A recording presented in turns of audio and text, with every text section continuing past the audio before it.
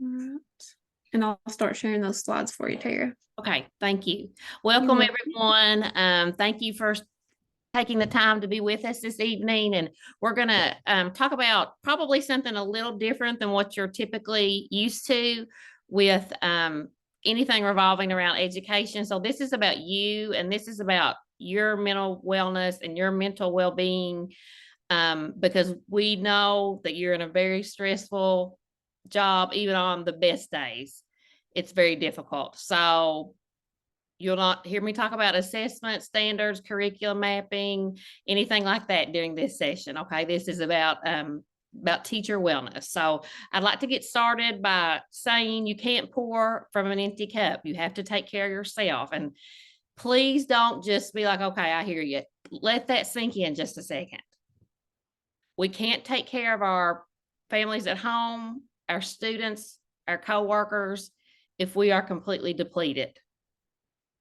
And you're going to hear me say this a lot over the next little bit. It's okay to not be okay.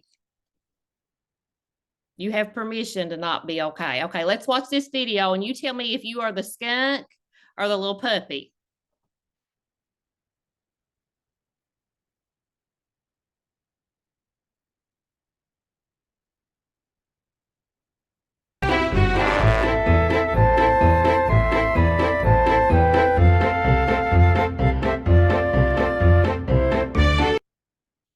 Okay, do you feel like you guys can just post in the chat if you're driving? It's okay. Do you feel like you're the skunk, like always running, or are you the puppy, always chasing after something and you never can fully get caught up? That's my precious nephew at Halloween, and I just thought it was too cute not to share, and it kind of made me think how my mind works sometimes.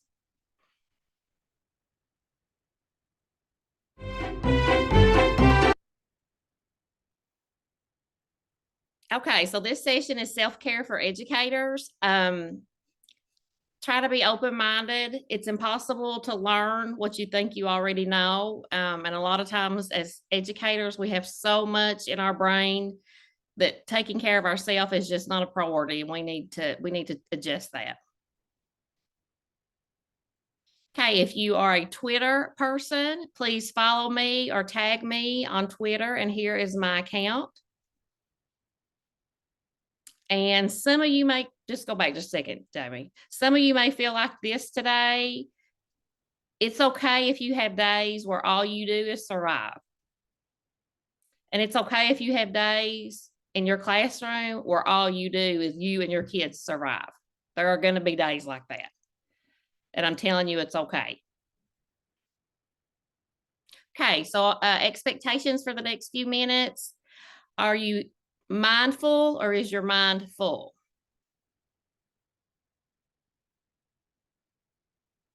Okay, go back one, Jamie. Okay, be open-minded. You may learn or experience something new. Please be respectful to other self-care routines or any ideas they may have, because they may be different from your own. And be present, limit distractions in order to focus and be in touch with yourself. This is a 50 minutes about you. Okay, what does self-care mean to you? So if you're not driving and you're in a place where you can type in the chat, please list some things in the chat that you do for self-care.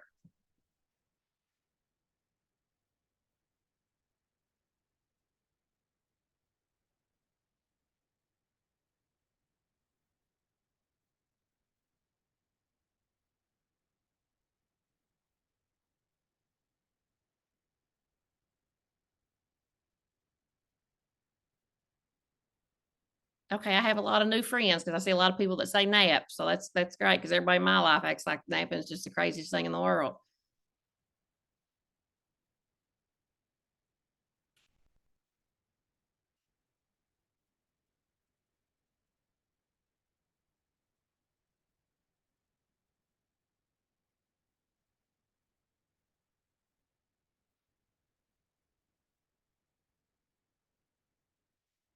Okay, I see a lot of nap, and that's great because our bodies do need rest. And we'll talk a little bit about what rest truly is. So I saw a lot of reading, walking, taking a walk, little things like that. And it can be It can be things that are free and easy to do. We just have to dedicate the time to do it.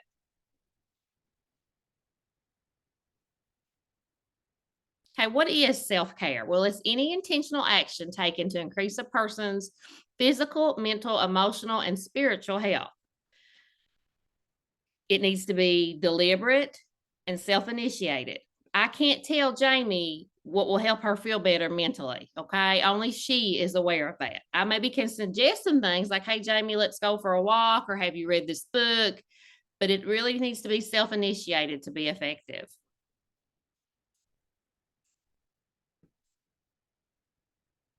Okay, now when we say we're resting, I want to know if you're really resting. So rest is more than napping on the sofa.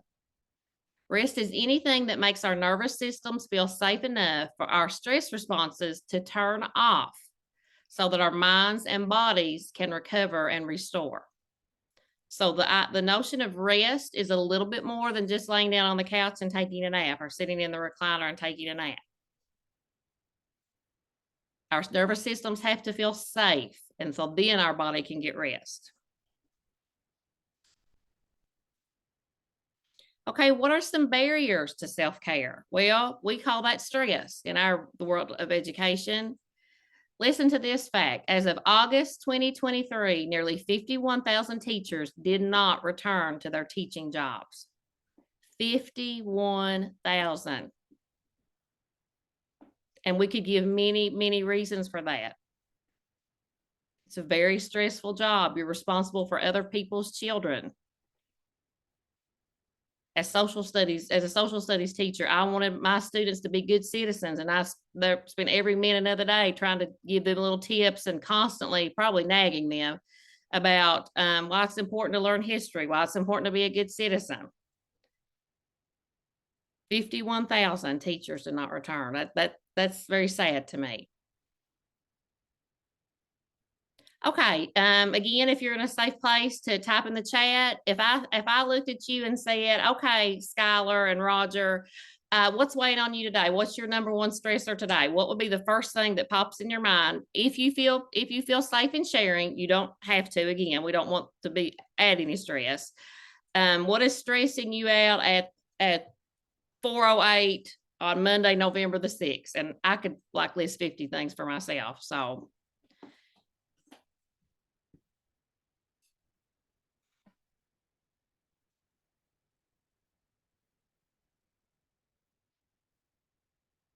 okay, I see some national boards, and I will be sure to pray for you brave people, because that is that is stressful, and it's a lot of work.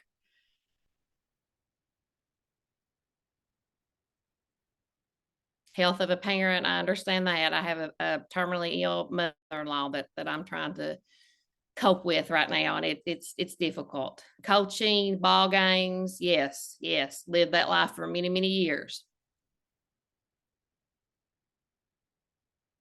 Prepping for Veterans Day. Those are usually awesome in schools. And I tell people that that's my favorite holiday, and they just think I'm crazy. But now I'm talking to social studies people, so you all probably won't think that's that wild. But Veterans Day is my favorite holiday. I really love veterans.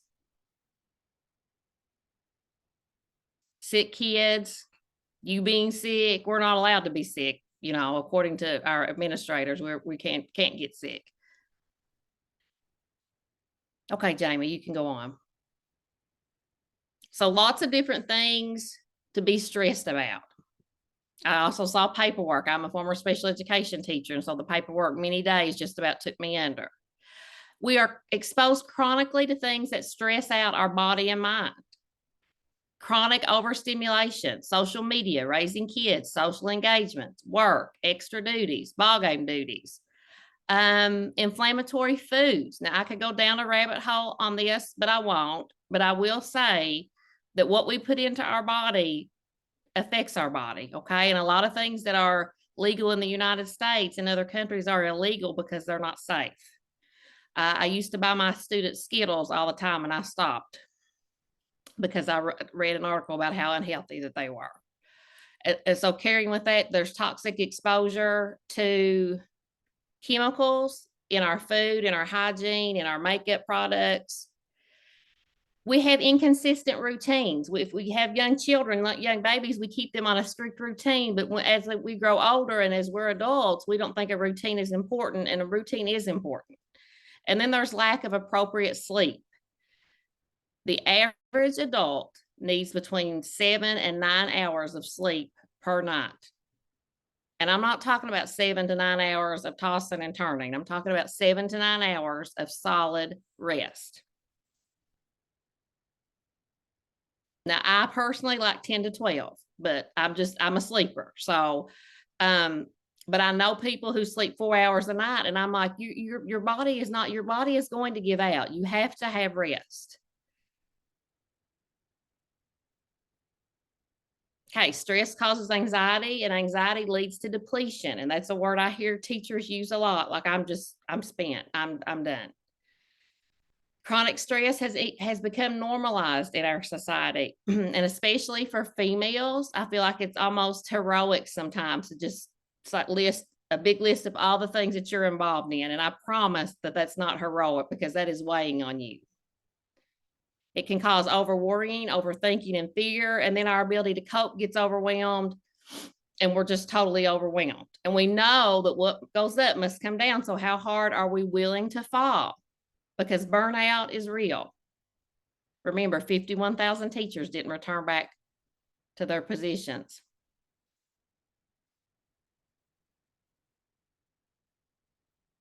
We live in an urgency culture. We feel like we need to be connected 24/7. We feel like everybody deserves an immediate response, and I'm here to tell you that everybody does not. We have unrealistic expectations of ourselves and others to be connected, to be responsive at all times. Parents will email you anytime. They don't have any consideration about your family time. A lot of parents, not all parents.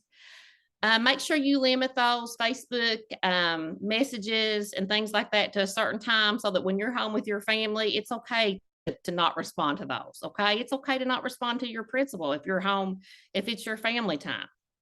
We are immediate responders, and it just creates this culture that everybody should be.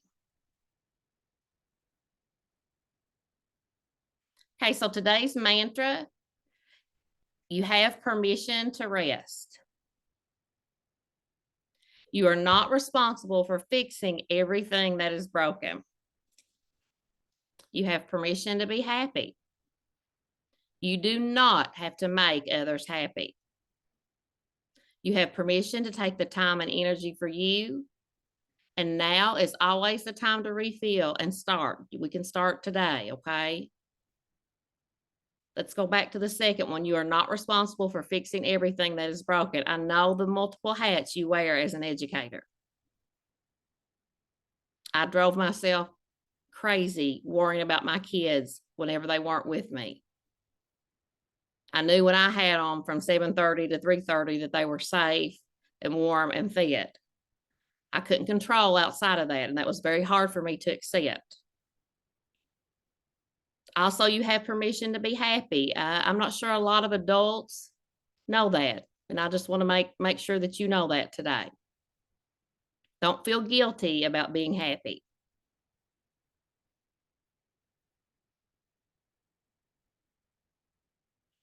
So, how to begin a self-care journey? Be willing to try something new. Commit to 1 to 2 actions. Keep it small, okay? We don't want to overwhelm ourselves. Make it work for you. Find and protect the time. Like I tell teachers when I do trainings about intervention, to protect your RTI intervention time during the day, that no interruptions for that at all. Protect your self-care time just the same. You have to be willing to fail, but you have to be willing to get back up.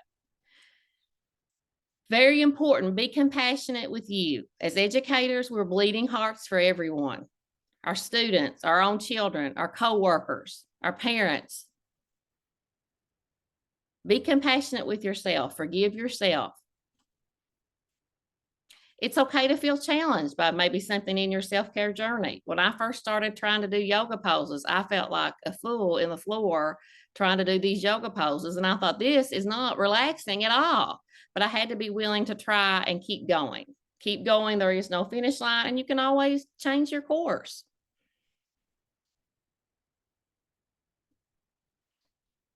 Okay, this is something I'm not sure if I have any administrators or PLC leads on the call this evening, but I would challenge you to do a PLC on self-care with your teachers.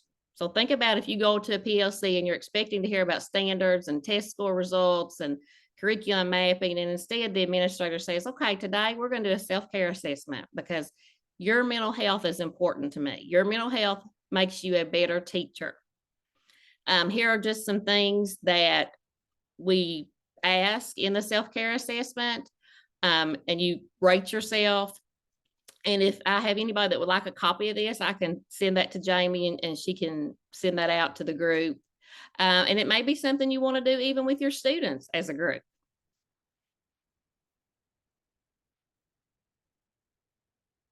Okay, is anybody feeling overwhelmed yet? It was a Monday. I think some of us are still recovering from Halloween and the release of state test scores. Mondays are always hard. Mindfulness is a mental state achieved by focusing one's attention and awareness on the present moment while calmly acknowledging and accepting feelings, emotions, and bodily sensations. Okay, and this is a therapeutic technique that's often very underused. I tell my nephew all the time, it's okay to be upset. It's okay to not like this. It's okay to have feelings about being mad. But what do we do with those? Okay, I love to see mindful classrooms. A lot of times I go to districts and I get back in the car and I just cry because the school is the saddest place in the world. I have been in cafeterias that look like, I'm sure prison cafeterias are happier places. We have to realize that this is probably the best thing for many, many of our students. I'm from Eastern Kentucky, and I know when my students were in my school, that was the best part of their day because they were safe. So let's think about doing mindful classrooms. And I think Jamie told me many of you were elementary teachers, so you probably are already doing some of these things. Your use of lighting, make sure spaces are clear, things are put up in storage. Nobody can thrive in chaos. Learn some basic yoga or calming poses. Allow students to sit on rugs or blankets or mats. I love classrooms that have a little reading corner. I love classrooms that have a corner where I can go and calm down if I'm overstimulated and I know what to do when I get in that calming corner. It's a safe space for me. Think about, kids sitting in those hard desks all day long. That's not enjoyable. Okay, mindful classrooms, there's lots of creative ways. And elementary is a lot easier. Now it's kind of harder with your middle and high school to get them interested, but it still can happen. So here are some things that you can do easily for mindful classrooms. Okay, I really like this. Make your classroom a safe place to talk about emotions. The reality is many of our kids aren't allowed to talk. Well, some of them don't talk to anyone when they get home in the evenings, but they're certainly not allowed to talk about emotions. We have very few families that are saying, "Hey, Tara, are you emotionally well today?" A lot of our families are just trying to survive. So I have done this activity before and had this chart up in my room. And if they felt like it, when we turned in an assignment, they would just write up in the corner one of these, how they feel. So I got a little idea. Or I may just randomly give everybody a Post-it note from Cynthiana and have them write their initials and a mood on it and just hang on to that for a little bit, because that may tell me a whole lot about why Dylan's got that hoodie on and he looks at me like he is just angry. He may be able to say, I'm hungry, or I'm really annoyed. Okay, that tells me a whole lot, because it doesn't matter if you have the best instructional practice in the world and you've got Barnum and Bailey's circus coming to perform. If your kids aren't in a good emotional state, they are not learning. So it's okay to take the few minutes and make sure that they are. And if they're not, know some things to do to make it better or get some help. Okay, research shows that mindful interactions with art and drawing can result in a heightened well-being. My nephew loves to draw, And he does, he tells me he doesn't like school because they don't let him draw. And I'm thinking, gosh, just take 5 minutes and let him draw. And listen, had done this with my middle school students, my 8th grade students that just about took me under one year. We spent time drawing and it was like immediate silence. And I thought, oh my Lord, I have found something. And it was just like really sheer accident. Kids of all ages like to draw. Now you can give them prompts. Jamie, if you can click on that link, and you can do a free drawing, whatever you think, or you can do a specific drawing. This is called a mindful drawing with tree patterns, and you write different things on the branches. You fill in the bark of the tree with patterns, with words, with emotions, with songs, just whatever works for you. Okay. So, and this is something easy. You can have copies of this. It can be done online, or you can just say, guys, let's take 5 minutes. Just here's some white paper. Just draw a picture, right? It's okay.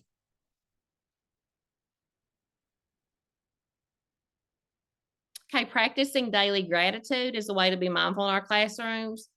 As humans, we're great at remembering the negative, but not so much when it comes to recalling the good. So being grateful helps us to keep this balance in check. There's no right way to practice gratitude. However, you may want to set aside the last 5 minutes of class, or the 5 minutes before lunch, or the 5 minutes after recess, and have students write down what they're thankful for and share with a partner, or just silently keep it to themselves.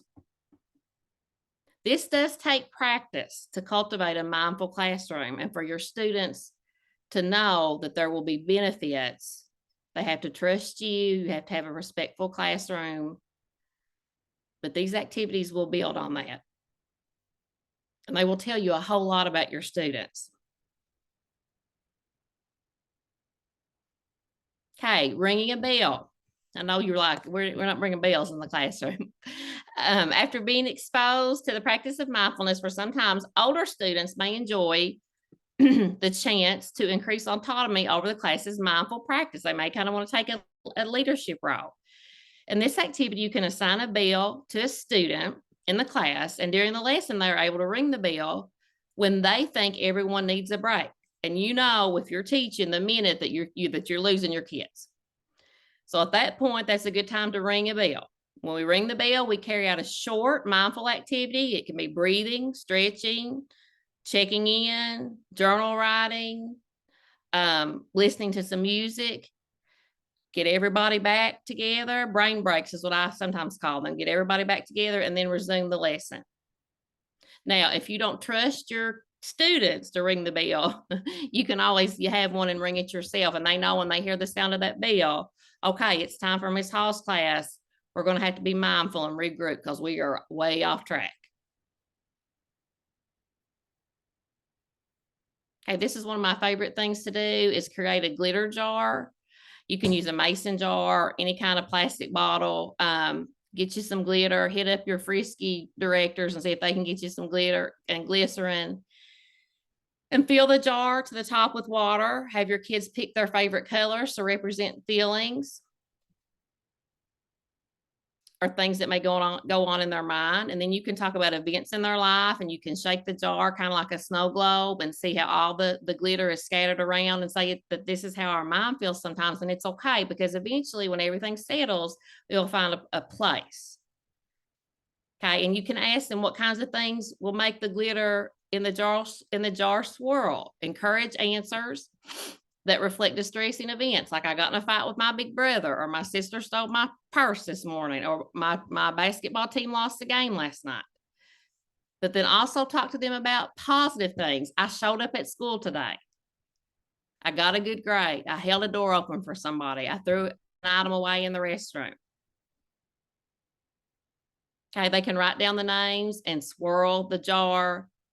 And then clearly that's a visual image of them seeing how our thoughts and feelings can sometimes be all over the place, and that's okay. That's perfectly okay. A lot of our students don't know that it's acceptable to have emotions. They've never been told that. Okay, so here is an activity, belly breathing. We often tell kids, I know I've told children many, many times, just take a breath, just calm down and take a breath. but we need to be taking a breath correctly. And so we're going to watch this video, and you're welcome to turn your camera off for this because we want everybody to really focus on this. And I will just tell you that even the lady's voice on this is calming to me. So let's all practice belly breathing.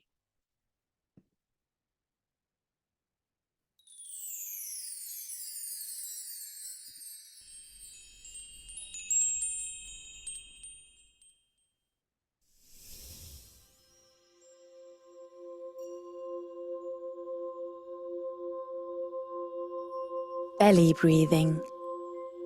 In this mindfulness practice, you will learn a deep breathing technique. Sit on the floor and cross your legs, or sit upright in your chair, whichever your teacher prefers.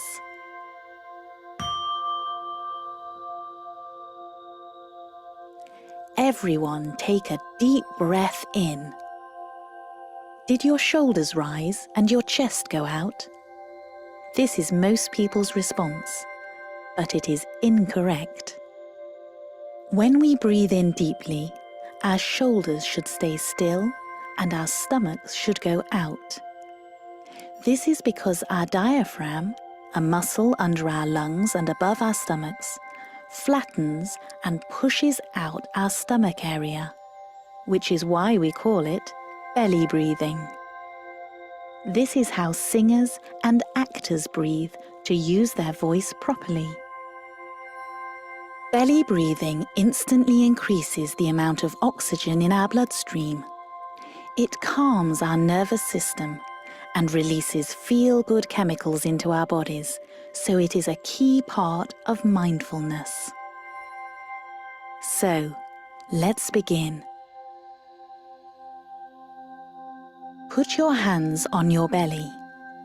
Imagine you have a balloon in there, and when you breathe in, you're filling the balloon up with air and making your belly blow up. Breathe out and let the air out of the balloon. Your belly should go in and your hands go down. Let's repeat that. Breathe in through your nose, fill the balloon up with air. Now breathe out of your mouth, let the air out of the balloon. Let's keep going. In through your nose. Now breathe out through your mouth and flatten the balloon in your stomach. You shouldn't hear your breath go in. If you can, this means you're breathing too quickly. Breathe in and blow up the balloon, and breathe out again. Keep your back and your shoulders still. Nowhere apart from your stomach and chest should be moving. Breathe in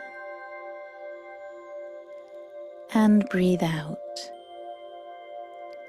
In through your nose and out through your mouth. Breathe in and breathe out. One more time in and last time out. Well done. Don't worry if you found this challenging. It will take a lot of practice before deep belly breathing becomes natural and easy. You should now feel relaxed as you have increased the oxygen into your bloodstream, calmed your nervous system, and released lots of feel-good chemicals into your bodies. You can do your belly breathing at any time, in any place. Even a couple of belly breaths will calm you down, wherever you are. Try it whenever you next feel worried.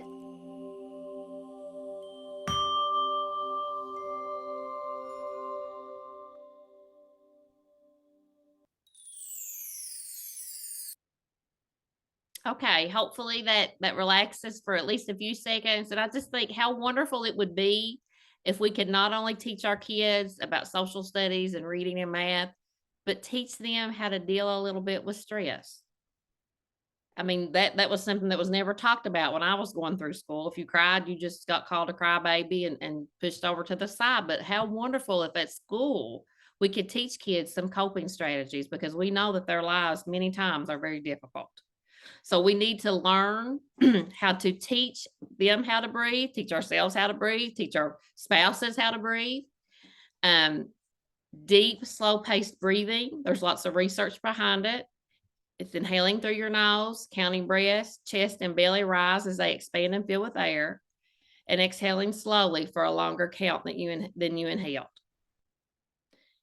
It slows our heartbeat. It lowers our blood pressure. And I'm sure none of us have blood pressure issues being in education. Okay, there are lots of benefits to mindful breathing. Stress can cause us to have unregulated breathing patterns, which means our oxygen is not getting to our brain, or often students hold their breath when they're upset. It's proven that specific breathing strategies can be used as a tool to manage thoughts, moods, and experiences. Research shows us it reduces anxiety, reduces some depression symptoms, reduces distress, can improve focus, which all of our students can benefit from, and again, lowers blood pressure. Okay, stress and cortisol. So there's acute stress. It happens when you're in sudden danger within a short period of time, like pulling out in front of somebody or somebody running a red light or an animal chasing after you. Then there's chronic stress. And chronic stress is long-term stress that can happen when you experience ongoing situations that cause frustration or anxiety. For example, having a difficult or frustrating job or having a chronic illness can cause chronic stress. And somebody had put in the chat earlier that they had a sick family member that was causing them stress, and that most certainly is a source of chronic stress. Then there's also traumatic stress. It happens when you experience a life-threatening event that induces fear and feeling of helplessness. For example, experiencing an extreme weather event such as a tornado. Okay, I hope that nobody on here is from a county that was affected by the floods of 2022, but my county was certainly ravaged. 800 homes, residents were displaced by a flash flooding that they said is a once in a lifetime event. We have students currently in our classrooms in my district that saw their parents wash away and drown. So we have extreme stress when it comes to it's given a storm, or I hear it thunder, or is it raining and we can't go to recess? Is my mom safe? Okay, so we have to take that kind of things into consideration because our students are dealing with a lot. And I know in Western Kentucky, they had some tornado situations. There's traumatic stress for our students. Sadly, there's a lot of traumatic stress that goes on. Okay, stress and cortisol again. I just showed this slide because I want you to realize that stress affects every system in our body. It affects every single system in our body. Our nervous system, immune, respiratory, reproductive, endocrine. Think of right now, this is a time, we're living in a time that we don't want to do anything that weakens our immune system. And stress certainly can affect it in a negative way. Okay, what are some signs and symptoms and risk factors for stress? Many stress symptoms are temporary and they kind of resolve on their own in a fairly short amount of time. But now for some people, it can last for weeks and months, and it may really affect your relationships with family and friends. So some common warning signs of emotional distress that you may see in your students or in yourself or in your coworker or in your spouse: eating or sleeping too much or too little, pulling away from people and things, having low or no energy, having unexplained aches and pains, such as a constant stomach ache and headaches, just feeling completely helpless or hopeless, excessive smoking, drinking, and using other drugs, including prescription medication, worrying a lot of the time, feeling constantly guilty but not sure why, thinking of hurting or harming yourself or someone else, having difficulty adjusting to home and work life, having difficulty with when I leave school, I leave school and come home to my family. I don't bring school home with me. And sadly, you all probably could think of some people in your life that you're seeing some of these symptoms in. And, we talk a lot more about mental health than we used to, but we still don't talk about it nearly enough.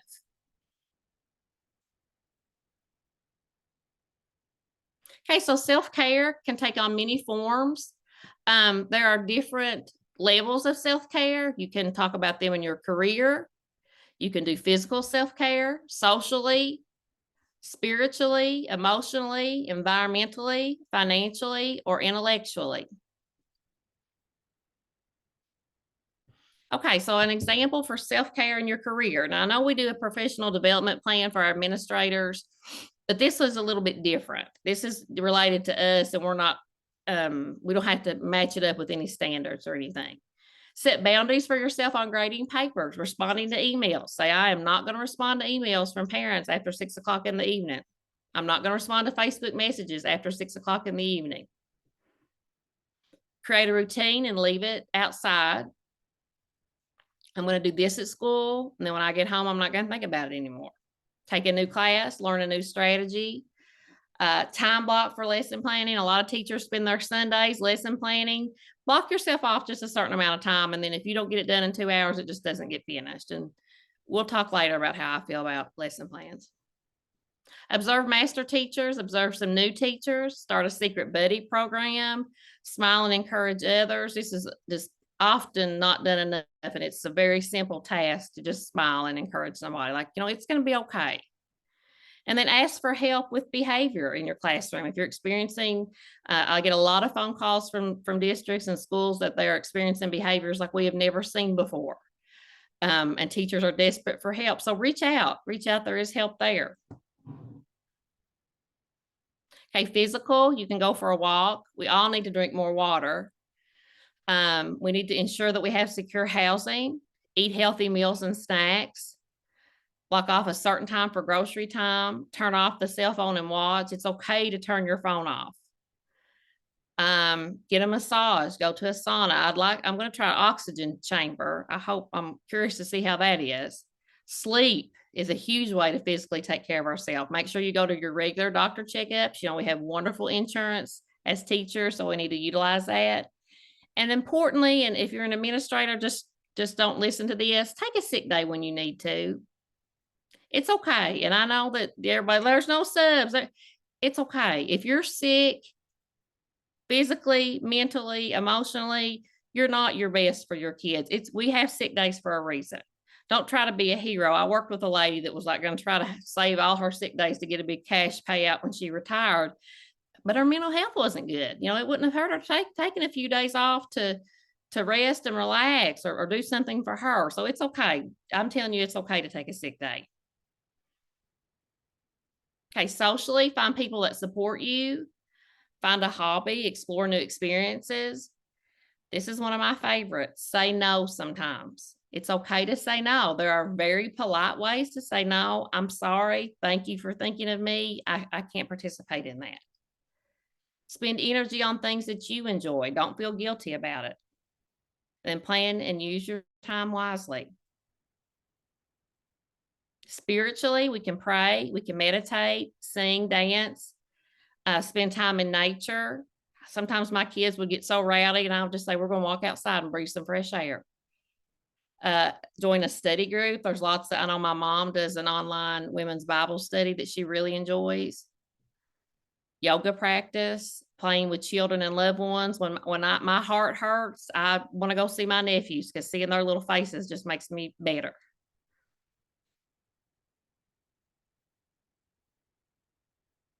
Okay, emotionally, look into therapy. There are millions of kinds of strategies that we can do. Do positive affirmations. Have self-compassion. Again, we have compassion for our students, our coworkers, our administrators, our parents, our community leaders, but we forget to have compassion for us. It's okay to laugh and to cry. Spend time with a pet. A lot of people walking their dog is a very therapeutic thing for them to do. These next two are difficult. Practice forgiveness and practice generosity. Okay, we can't take things personally as teachers from our coworkers, our administrators, our students, because we don't know what environment that they're coming from. Okay, environmental, organize, clean out closets and drawers. I decided at the first of the year I saw a lady that said she was getting rid of one thing every day from her house. And so at the end of the year, she would have gotten rid of 365 unneeded, unused items from her house. So I've been trying to do that. Now, some days I get rid of 20 things, but at least every day I try to get rid of one thing. And it may be a broken pencil, but it is getting clutter out of the way. A lot of people like to plant and garden. Something as simple as lighting a candle, finding some motivating artwork to hang in your classroom. Recycling. I live in such a small town that we don't even have a place to take recycling. So I just load it in my car until I go to a bigger city, but I still try to recycle. Wash the dishes, plant some flowers. Okay, intellectually, take a class, read a book, advocate for others. Listen to podcasts, lots of awesome podcasts out there. Audiobooks, learn a new skill set. Attend an event, a museum, go on a history tour or documentary. Watch a good documentary. And I'm sure all these people on here are like myself. We history buffs. We love KET and a good documentary and the History Channel. Okay, so what can you do moving forward? Take about 3 minutes or so and jot down 1 to 2 actions that you can add to your personal self-care plan. Let's think about is it going to be physical, emotional, spiritual, career, workplace driven. Then something I also want you to list is what might get in the way of that. Let's be preventative in things that could hinder our growth, our self-care growth. What kinds of things may get in the way? And I'm going to assume that most people are going to say time. Time. That's a big one. So we'll give you just a few minutes to jot that down on whatever's in front of you. Type it in your notes on your phone, just something that you can go back to.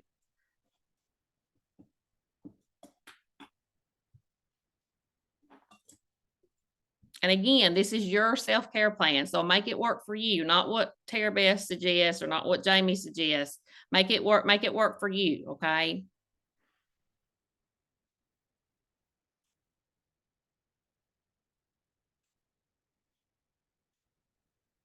Okay, Jamie. Okay, tips for continued self-care, find opportunities to laugh. And I know some days in some of our classroom and some of our schools, it's hard to get a smile from people, but you can do it. Find support, avoid complainers and negative situations and negative areas. Be solution focused. Identify your triggers. And always remember fresh air and a little walk can do wonders for your mind. And go back to your plan, revisit your plan. What did I set aside that I wanted to do for myself as a self-care item? Okay, and so in the chat, if you will tell me what percentage that, not your cell phone battery's on, but what percentage that you're on. How are you feeling now? If you'll go ahead and put that in the chat. This is just kind of a self-reflection.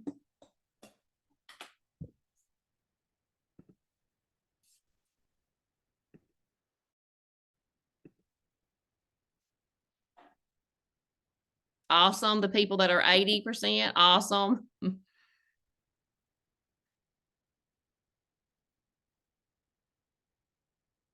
I like the 55. Okay, we've got some 80s, but they're being honest and saying it's because you don't have school tomorrow. So you should have a good evening. And now I feel really guilty for keeping you on here. Okay, we have some 20s, and that's okay. I appreciate your honesty. For my people that are 20%, it's early in the week, and we got a full week. So please find some way to improve your mental well-being. Okay, so I love this. Donna says she has increased 25% just from this session, and that makes me happy. Wiley, I totally get it. You'd be on the charger if you had to go tomorrow, and I hope everyone enjoys their day off tomorrow. Thank you, Hannah. Okay, and on the worst of our days and our most stressful times, when we think I cannot go back and do this again, when you are completely exhausted, but someone says that you are their favorite teacher, and as frazzled and as tired and frustrated as you may be, that's our why. So keep that in mind. Okay, that's all I have. Jamie, is there anything that you need to talk to this group about? I feel guilty for having them because I know they can stay up late tonight because you don't have school tomorrow. Everyone Nope. have a wonderful election day, and thank you so much. Thank you so much, Tara. I think we can all have a good takeaway from your session. I know every time, even though I was in it before, every time I take something away that I think can be helpful. I especially love that breathing exercise. Does anybody have any questions for Tara Beth? I'm going to pull up the evaluation real quick. I'm sorry for those of you that have a PD day tomorrow, but I'm sorry about that, Donna. But maybe you can get a lot of things done. You'll learn some really great things.